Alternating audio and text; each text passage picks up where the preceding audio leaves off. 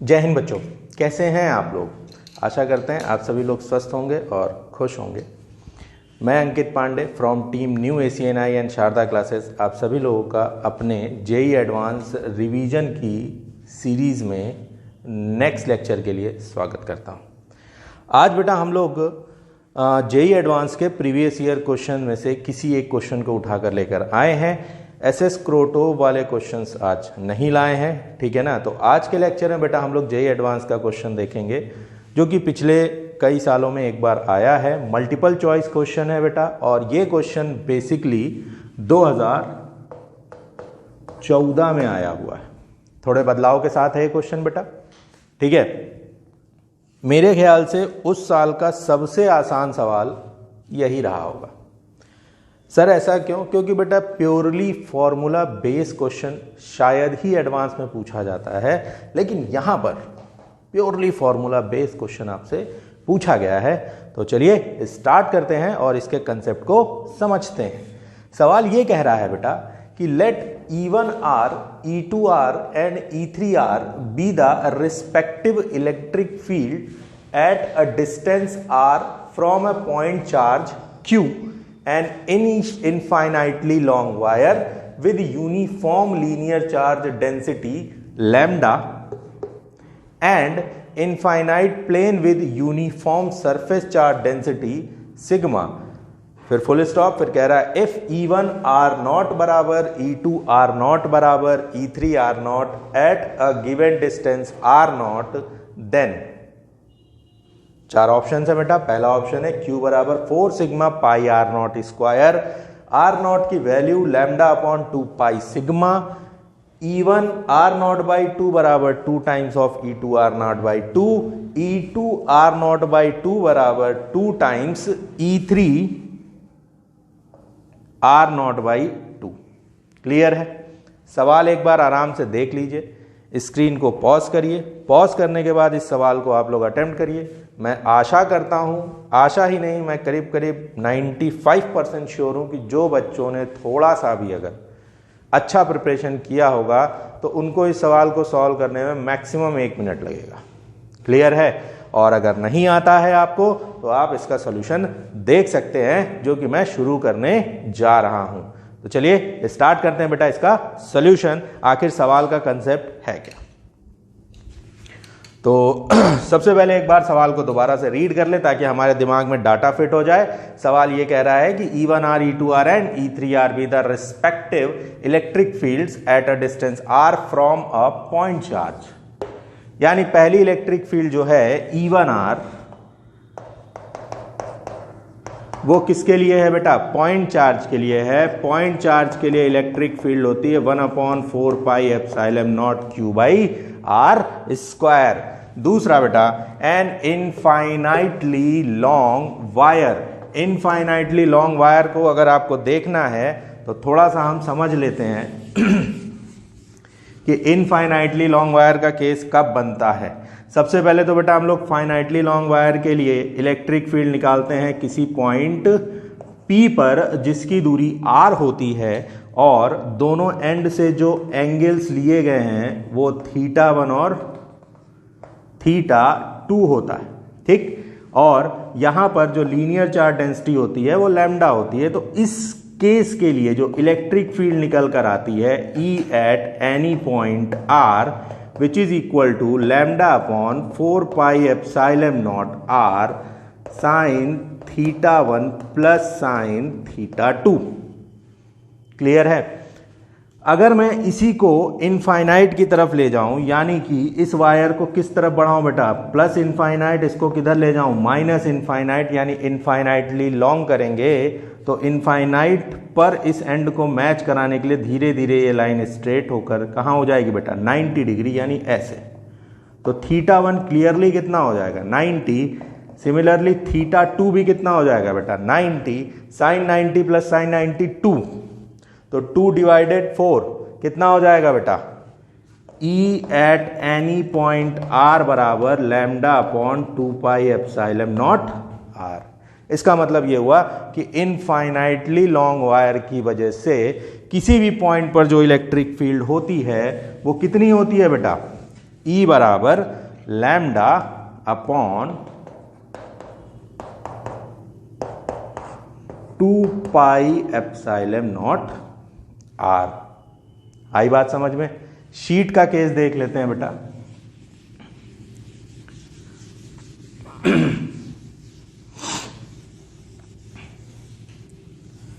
Sheet के लिए जो इलेक्ट्रिक फील्ड आती है वो शीट आपकी प्लेन शीट ऐसे होती है बेटा, इनफाइनाइट इनफाइनाइट यूनिफॉर्मली चार्ज होती है। तो ऑब्वियस सी बात है इस पर चार्ज पूरे सरफेस पर डिस्ट्रीब्यूट होता है और इसकी इलेक्ट्रिक फील्ड निकालने के लिए हम लोग यूज करते हैं किसका बेटा? गॉस थ्योरम का। गॉस थ्योरम क्या कहती है बेटा? कि total charge enclose divided by epsilon not बराबर flux enclosed by the given surface. यही होता है। तो अगर मुझसे कहा गया नहीं भाई इस पॉइंट P पर आप इलेक्ट्रिक फील्ड निकालो इस प्लेन सरफेस की वजह से, तो जो मैं गॉसियन सरफेस ड्रॉ करता हूं क्या वो सिलिंड्रिकल होता है जो इस सरफेस को क्रॉस करता है बेटा? ठीक है, और ऐसा कुछ आता है। फिर हम लोग इलेक्ट्रिक फील्ड निकालते हैं। तो इलेक्ट्रिक फील्ड निकालने के लिए सबसे पहले electric field plus area vector का डायरेक्शन हम लोग लेते हैं बेटा। अगर इसका एरिया ए मान ले तो इसका ई वेक्टर इधर होगा और एरिया वेक्टर इसके लिए क्या होगा? परपेंडिकुलर अपवर्ड डायरेक्शन में होगा। सिमिलरली यहां पर भी वही होगा बेटा, ए वेक्टर ई वेक्टर, और इस केस में E vector A vector.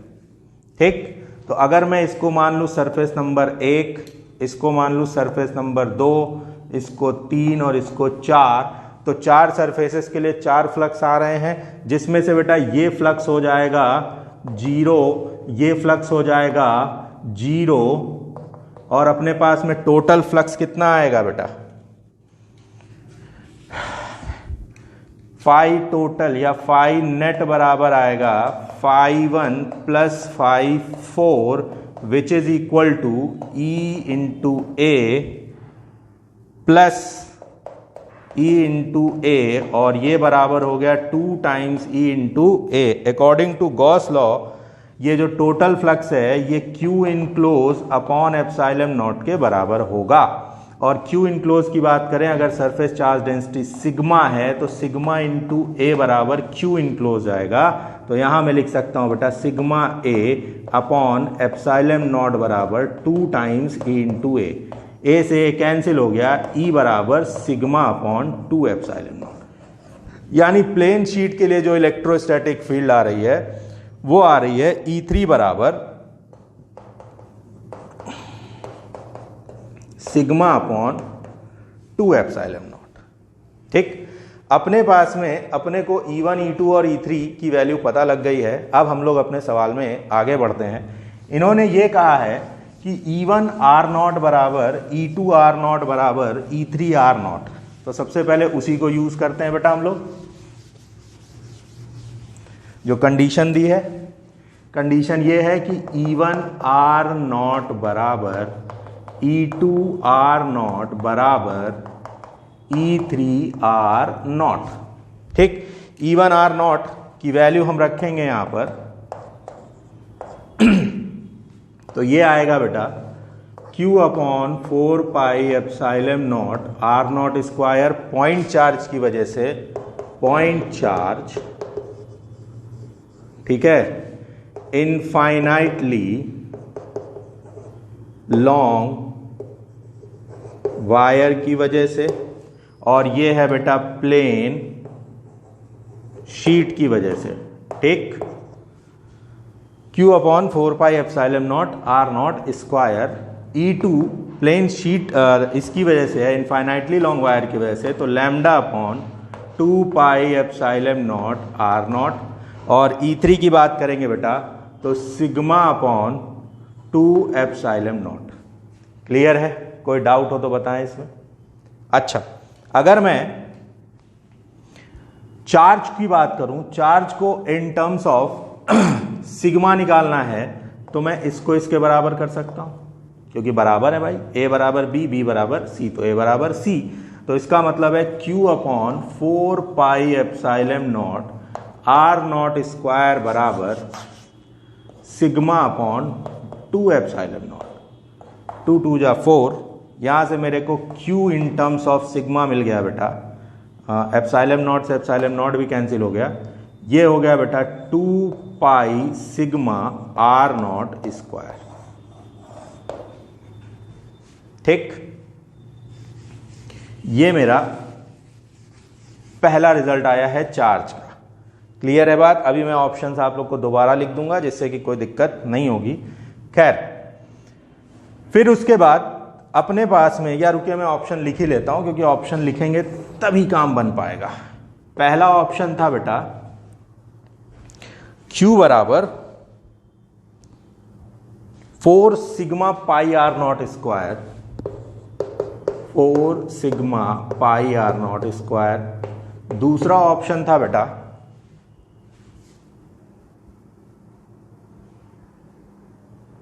Are naught बराबर lambda upon 2 pi sigma.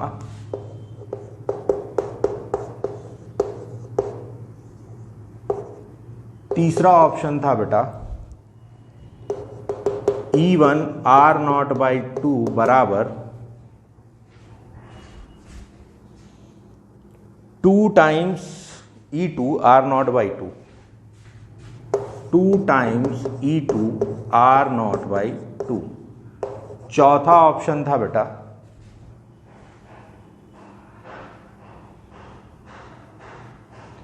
E2 R naught by 2 बराबर 2 times E3 R naught by 2। Clear है? ठीक है भाई। तो अपने पास में पहला ऑप्शन है Q बराबर sigma pi R naught square. ठीक है, तो हम लोग देख लेते हैं बेटा Q बराबर sigma pi R naught square आ रहा है कि नहीं आ रहा है? तो नहीं आ रहा है बेटा। पहले ऑप्शन के अनुसार ये गलत हो जाएगा, 4 sigma pi R naught square, यानी Q बराबर आ रहा है 2 times pi sigma R naught square, यानी ये गलत है, यानी पहला ऑप्शन हमारा आंसर नहीं होगा। ठीक है, फिर इसके बाद बात कर लेते हैं हम लोग आर नॉट बराबर लैम्डा अपॉन 2 पाई सिग्मा की। तो आर नॉट और लैम्डा, बेटा देखो यहां तो आर नॉट आ नहीं रहा है, तो इसका मतलब ये है कि इस रिलेशन को यूज ना करके हम इन दोनों को यूज करें तो काम बन सकता है। काम बनाते हैं। Q upon 4 pi epsilon not, नहीं सिग्मा चाहिए ना, एक मिनट, सिग्मा चाहिए बेटा, तो इसका यूज करते हैं हम लोग। ठीक है ना, सिग्मा भी चाहिए, तो lambda upon 2 pi epsilon naught R naught बराबर sigma upon 2 epsilon naught. Epsilon naught से एप्साइलम नॉट कैंसिल आउट हो गया, लैम्डा ये 2 से 2 कैंसिल हो गया, तो आर नॉट इसको इधर ले आया बेटा, ये इधर चला गया, लैम्डा अपॉन सिग्मा पाई, तो आर नॉट बराबर लैम्डा अपॉन सिग्मा पाई आ रहा है, यानी ये मेरा दूसरा रिजल्ट है, लेकिन ये भी इसके बराबर नहीं आ रहा है, तो इसका मतलब ये भी ऑप्शन गड़बड़ है। ठीक है, अब बात कर लेते हैं हम लोग तीसरे के लिए। तो तीसरे के लिए बेटा इसको मैं रब कर रहा हूं। तीसरा ऑप्शन ये कह रहा है कि E1 आर नॉट बाई 2 बराबर 2 times E2 R naught by 2। तो सबसे पहले E1 आर नॉट बाई 2 निकाल लें। E1 आर नॉट बाई 2 का मतलब हो गया बेटा Q upon 4 pi epsilon naught R naught square, और यहाँ 4 आ जाएगा। अगर मैं इसको इसके साथ कंपेयर कराऊं तो 4 टाइम्स E1 आर नॉट आ रहा। इसी तरीके से मैं E2 आर नॉट बाई 2 निकालूं तो आ जाएगा बेटा 2 times lambda upon 2 pi epsilon naught R naught sorry, तो ये बराबर हो जाएगा 2 times E2 R not.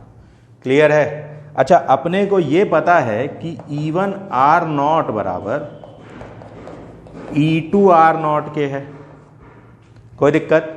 E1 R naught बराबर E2 आर नॉट के है, तो इसका मतलब ये हुआ कि अगर मैं इसको देखूं तो 4 नीचे आ जाएगा, यानी मैं लिख सकता हूं 1/4 E1 R0/2 बराबर, इसका 2 उधर चला जाएगा तो 1/2 E2 R0/2 लिख सकते हैं। और अगर मैं इसको सॉल्व करूं तो ये इसके साथ कैंसिल आउट हो जाएगा, मेरे पास आ जाएगा बेटा E1 R0/2 बराबर 2 टाइम्स E2 R0/2। ये मेरा तीसरा रिजल्ट है, देखते हैं मैच कर रहा है कि नहीं कर रहा है। E1 R0/2 बराबर 2 टाइम्स E2 R0/2, ये मैच कर गया, इसका मतलब ये मेरा करेक्ट है। ये गलत हो गया है, ये गलत हो गया है, ठीक है। अब बात कर लेते हैं हम लोग लास्ट ऑप्शन की बेटा। तो लास्ट ऑप्शन के लिए यहां पे काम कर लेते हैं, पहले दोनों गलत ही है ऑप्शन तो, ठीक है। E2 R0/2, तो सबसे पहले E2 R0/2 में निकाल चुका हूं, 2 टाइम्स E2 R0 होगा। E3 R0/2 निकाल लें। E3 R0/2 अगर मैं चेक करूंगा बेटा तो कोई परिवर्तन नहीं आएगा, क्योंकि जो E3 है वो प्लेन शीट की वजह से है, that does not depend upon R। Clear है। तो अगर मैं रिलेशन की बात करूं तो E3 में कोई बदलाव नहीं है, इसका मतलब है मैं इसको लिख सकता हूं E3 R0। ठीक, अपने को पता है कि E1 R0 बराबर E2 R0 और E2 R0 बराबर E3 R0। तो मैं यहां से लिख सकता हूं बेटा E3 R0 बराबर E2 R0, ठीक है। और E2 R0 की अगर मैं बात करूं तो यहां से मैं इसको लिख सकता हूं E3 R0 में तो कोई परिवर्तन नहीं आएगा, इसमें आएगा बेटा, तो ये आएगा बेटा 1/2 E2 R0/2। क्लियर है। तो यहां पर अगर आप चेक करें ये R0/2 हो जाएगा, कोई फर्क नहीं पड़ता है बेटा। बराबर करके देखते हैं, इस 2 को इधर ले जाएंगे तो E2 R0/2 बराबर 2 टाइम्स E3 R0/2। इसका मतलब ये है कि ये वाला ऑप्शन भी सही है। तो इस सवाल का जो आंसर है वो C और D है। पहले और दूसरे आंसर गलत है, यानी पहला और दूसरा ऑप्शन गलत है। तो इस तरीके के सवाल आपको आएंगे, अगर आप नोटिस करो तो प्योरली फॉर्मूला बेस्ड क्वेश्चंस हैं, इसमें ऐसा कुछ नहीं है बेटा जो बहुत डिफरेंट हो, ठीक है। तो आप लोगों को हार्डली इसमें 1 से 1.5 मिनट का टाइम लग सकता है अगर आपको फॉर्मूले नहीं याद हैं तो। आई बात समझ में। तो मेरे हिसाब से बेटा आप लोग को अच्छे से काम करना चाहिए जेईई एडवांस के क्वेश्चन पे। प्रीवियस ईयर के क्वेश्चन पेपर्स को अगर आप रिवाइज कर रहे हैं तो रिवाइज करते समय सिर्फ न्यूमेरिकल अप्रोच मत करिए, उसके कंसेप्ट को एक्सट्रैक्ट करिए कि आखिर क्या कंसेप्ट उन्होंने यूज़ किया है। उस कंसेप्ट को जब आप एक्सट्रैक्ट करेंगे तो आपको समझ में आएगा कि आखिर चल क्या रहा है सवालों में, ठीक है ना। और जब आप इस तरीके से 3-4 साल के पेपर लगाएंगे तो आपको पता चलेगा कि करीब करीब वो कंसेप्ट कहीं ना कहीं 25%, 30%, 40% के लेवल पर यूज़ हो रहे हैं। तो जैसे जैसे आप ईयर वाइज क्वेश्चन में बढ़ते जाएंगे वैसे वैसे आपका कॉन्फिडेंस बढ़ता जाएगा बेटा, आपको कंसेप्ट की क्लैरिटी बढ़ती जाएगी, आपको समझ में आएगा कि जेईई एडवांस किस तरीके से प्ले कर रहा है। क्लियर है। तो मेरे हिसाब से बेटा ये क्वेश्चन बहुत आसान था, इस क्वेश्चन में कोई बहुत बड़ी बात नहीं थी। मिलते हैं हम लोग नेक्स्ट लेक्चर में, आज के लिए बस इतना ही रखते हैं। Thank you class.